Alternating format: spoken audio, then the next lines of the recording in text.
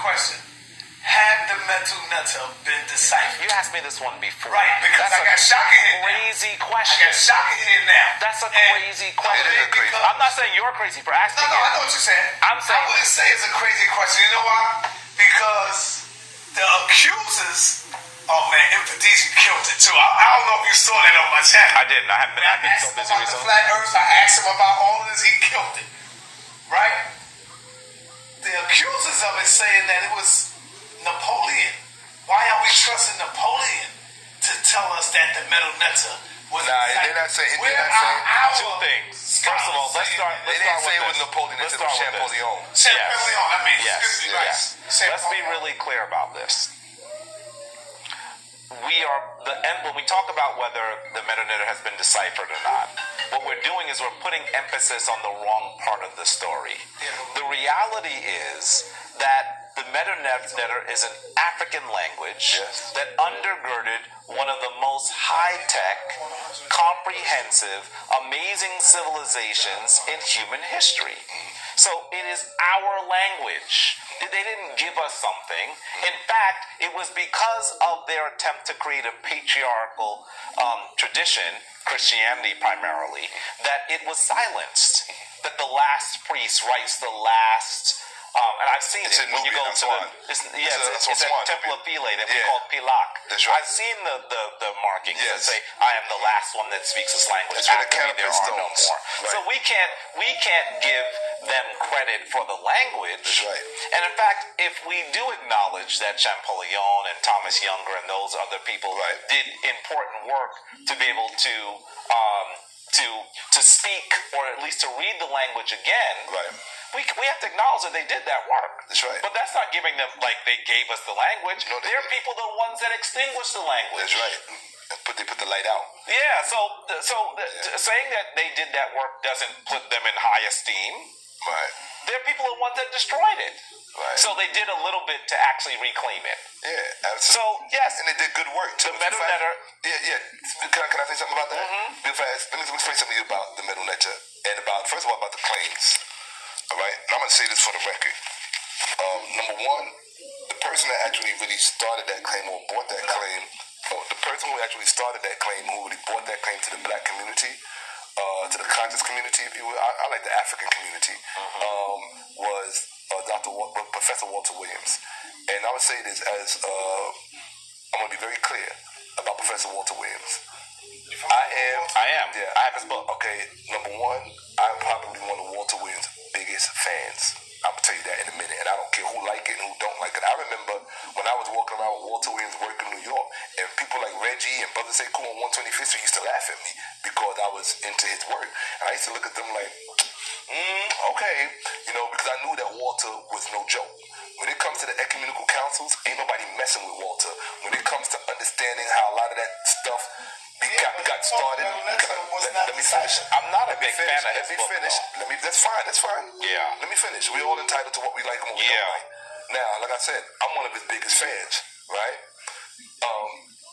And the reason for that is because he oriented me a certain way that allowed me to pursue my own scholarship. That's fair. That's why. That's fair.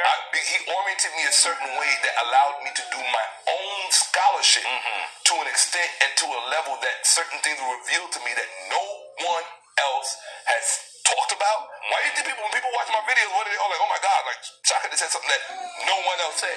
That's what I pride myself. And I guarantee you, anything that I put up, I guarantee you ain't gonna have heard it before. Because if you did, you would have put it up. You understand what I'm saying? You're going to wait till after I put it up and then say, oh yeah, I've already... No. Put it up. If you know it, put it up. Because I'm about one thing. The African's sacred right to know. That's what I'm about. Nothing else. The sacred right to know. Now, when it comes to the meta netta, I disagree with Professor Walter Williams on that. And I have no problem with saying that. I can disagree with my heroes. I disagree with Dr. Ben on a whole lot of stuff. That's right. You understand what I'm saying? And debate with them. And debate with them. By the way, they like debating. I know they do. Yes, they do. They like debating. But real fast, because the mental netta, be focused on what's being said here. When it comes to the mental netta, what you have to understand is that the idiots and the morons who picked up the narrative that Walter Williams put out there as far as, I'm not calling him an idiot anymore, not by far. What I'm saying is that he to is entitled to his opinion and his perspective predicated on his own research and how he interprets it and how he imbibes it.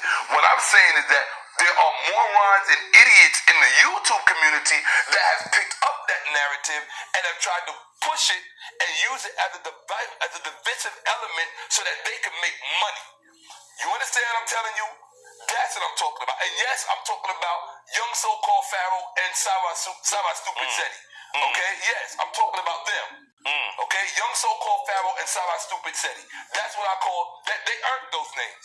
And the reason why I say they earn it is because, number one, if you look at the lecture that I gave on your platform about the Medu Neter has been deciphered. Let me put it to you like this way. And I don't ever want anybody to forget I said this. I have no problem with, and this is a real fly way of saying it, I have no problem with Sarah Stupid Seti or young so-called Pharaoh saying that the Medu Neter has not been deciphered. I have no problem with you saying that. Anybody can present an argument. And because we like to debate. Yes. I like anybody presenting an argument. What I don't accept is that when everything that you use to attempt to prove your argument is in fact incorrect. That I have a problem with. Because everything that they use to try to prove their point is incorrect. It's just incorrect. I'll give you a perfect example. I'm going to give you a perfect example because we're going to deal with it. You and me going to deal with it this Saturday. And I'm putting it out there right now. I want all of you, and let me say this to you right now, because people are going to say, oh, Shakka and Sanetta, y'all bringing up old negative stuff. Stop. Right. Stop. Let me stop you in your tracks with that. This is really not about whether the Medu Neter has been deciphered or not. That is a pretext.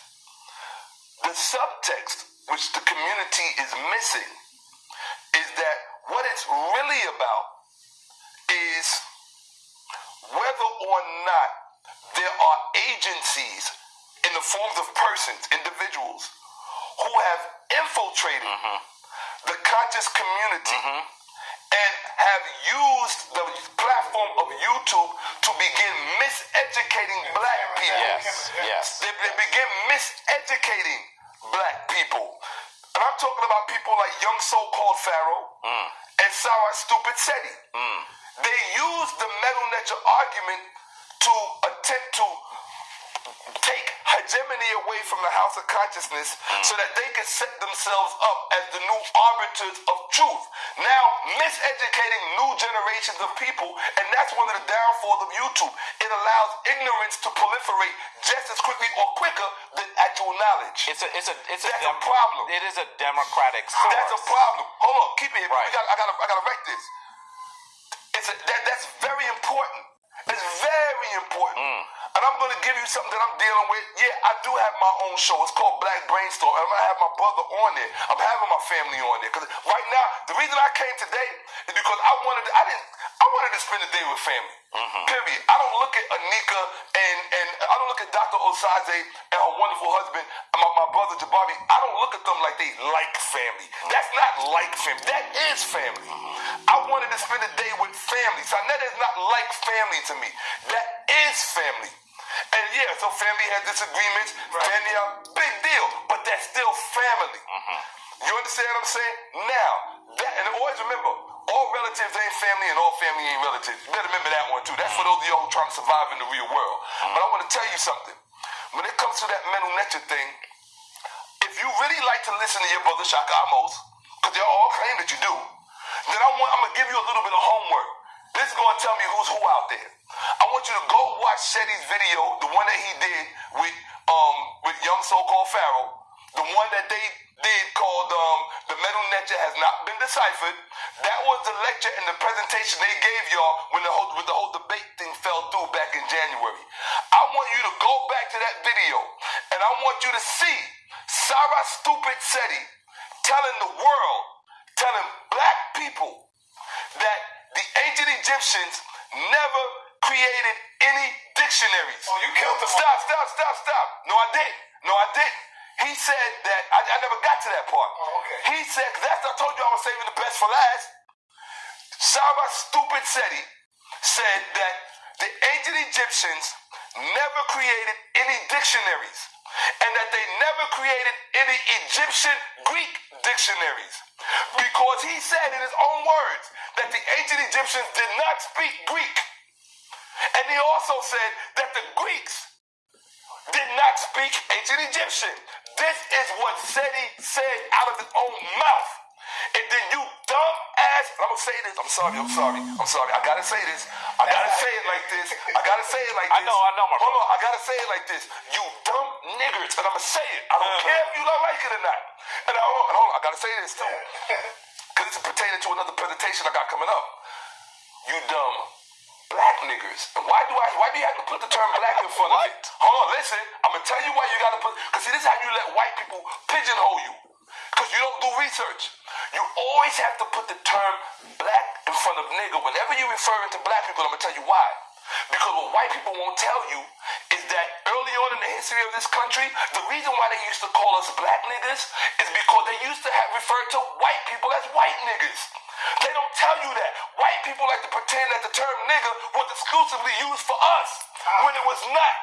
It was not exclusively used for us. When you debate with alt-right people, the first pejorative they're going to throw at you, and I know this because I debate with them all day, the first pejorative they're going to throw at you is nigger. As if we somehow have the monopoly on the word nigger. As if nigger only means they try to make it synonymous with black or with African. It never was. But y'all don't know that because you don't do your research. If you think I'm lying, go to Wikipedia and look up the term white nigger and see what it says. See what it says. See what, could you pull it up, please? See what it says. Let's not go into nigger. Okay, we're not. But the point I'm making is that you got black people out there who have irresponsibly set up a stage and a platform and have invited these brothers, I can't even call them brothers, you have invited Sarah Stupid Seti, a young so-called pharaoh, to come and speak and miseducate our communities. You are complicit with these white crackers who have tried to undo the work of a Dr. Ben, of a Dr. John Henry Clark, of a Van Sertima, of a Sheikh Anta Diop, of a Theophilus Benga. How dare you? Raketi Amen. Of a Raketi Amen, of an Infodici. Yes. Sarah Stupid Seti had the nerve to call Infodici a silly man. Right. Oh, man. How dare you? And then you invite, hold on, wait a minute. And then you invite him to the tune of money.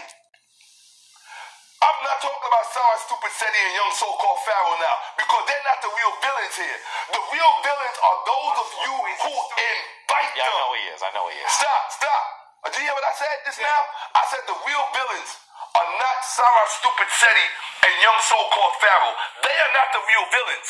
The real villains are you dumb Negroes who invite them to come and speak and miseducate black people and tell you stupid things like the ancient Egyptians never had Egyptian Greek dictionaries, or that the Greeks did not speak ancient Egyptian and that the ancient Egyptians did not speak Greek. How the hell can you pay somebody who is running around YouTube saying those kind of things, and then you pay them to come into our communities and miseducate us? You might as well get Creflo Dollar. I would rather listen to TD Jakes.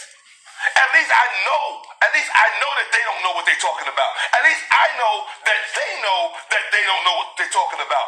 The problem with young so-called pharaoh and Sarah Stupid Seti, the dynamic dumb duo, the problem with these dudes, right? No, real talk.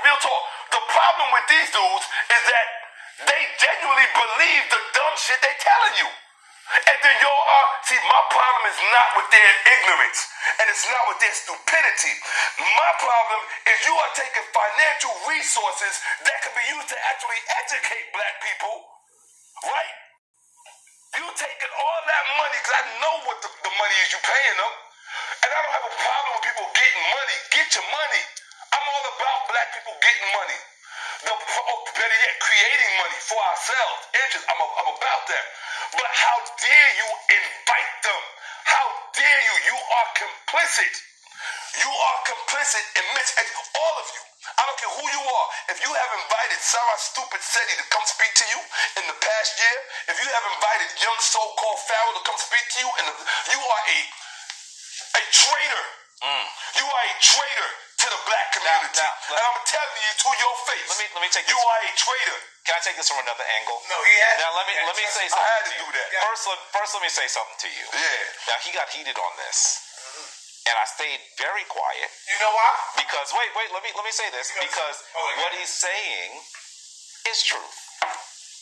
There's nothing. He didn't say anything that I disagree with. But I want to take it from another angle because there are those people in our community who have been miseducated, and don't understand the ludicrousness of the argument. And so I want to speak to them for a second. I'm talking to the brother and sister there who really have this question because they've not studied the language, they've not read the text, they've not been to the sites, so they don't know, right? Brother Shakka's venom was not to you. Not at all. Brother Shakka's venom is to people who are opportunists. Yes. People who are seeking to enrich themselves on your while ignorance. undoing the work of our greatest and most glorious Africans. Yep. And that venom was rightly placed. Duo. Sin. So I understand why he was heated, and I agree with his venom. So you know what? Wow. Because he came with the venom, I don't have to speak to you with the venom. Let me say this, and I'm going to address the topic in and of itself. Let's be very clear. Saying that something has not been deciphered is not the same thing as saying that something has been poorly deciphered. Right. And when we know that the Tamu or the Europeans deciphered the Kemetic language, you can go to the museum. Come with me. Come with Shakka. Come with people who actually know these institutions. I've been doing tours at the Metropolitan for years. So let me say to you that I could go to the museum with you now and show you something that is obviously poorly translated. It doesn't mean that what you're reading is not a translation.